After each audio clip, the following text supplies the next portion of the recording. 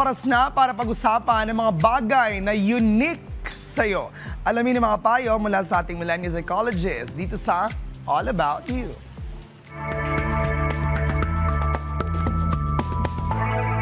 Magandang araw. Ako nga pala si Rian Portuguese, your millennial psychologist at welcome sa All About You, kung saan ito ang safe space mo at pag-uusapan natin ang tungkol sa iyo. Naku, malinaw na ngayon sa dami ng mga nangyayari sa paligid natin. Meron talagang question na for sure makaka-relate din kayo, lalong-lalo na sa mga magulang na nanonood sa atin. Kasi yung nag-send sa atin ngayon ng question ay mula din po sa isang magulang. Ang sabi niya, natatakot ako sa mga napapanood ko. Paano ko gagawing safe ang mga anak ko sa eskwelahan? Una na dito, as an adult, mahalaga na i-regulate muna natin yung ating sarili. Bago tayo makipag-usap sa anak mo, normal naman na natatakot tayo. Normal naman yung ganyang klaseng pakiramdam, lalo pa may mga disturbing tayong napapanood na mga balita online. Pero kapag sobrang na-anxious din tayo, pwede kasing makuha din to ng bata sa atin. Siyempre magkukos din ng panic sa kanila. Instead na hindi nila isipin yung problema, mas lalong makadagdag din yun sa kanila ng negative stress. So importante na de-demonstrate sa mga bata kung paano maging kalmado at siyempre ma-share sa kanila yung mga issues na dapat pag-usapan na kung saan kontrolado din natin yung emosyon natin. Pangalawa, siyempre turuan natin sila ng mga basic na safety skills. Oo, para syempre aware sila kung ano yung gagawin nila unang-una kapag may napansin silang kakaiba sa paligid nila.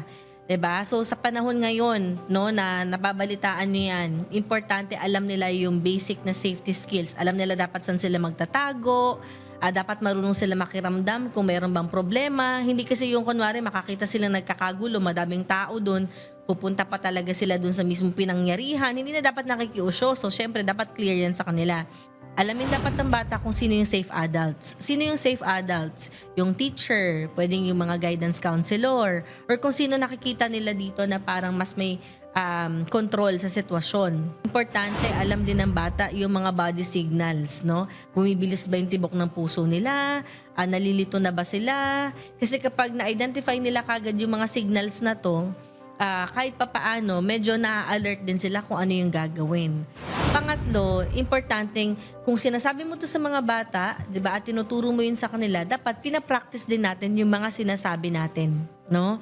Importante na kapag may mga pagkakataon nalilito na sila, 'di ba? Meron kagad sila sa mind nila kung ano yung mga words, or halimbawa parang pwede kayo mag-develop ng transcript. Anong sasabihin nila kapag nalilito na sila or natatakot na sila.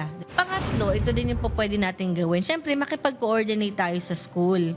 Hindi lang lagi dapat sa anak. Kasi siyempre, kung ano yung sinasabi ng anak, minsan, hindi rin natin sigurado kung yun ba talaga, yun talaga lang, hindi natin sure kung yun ba talaga yung nangyayari lang.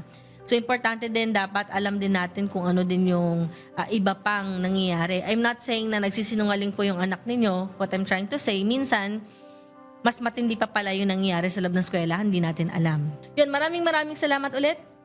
Maging mabuti tayo sa ating isip.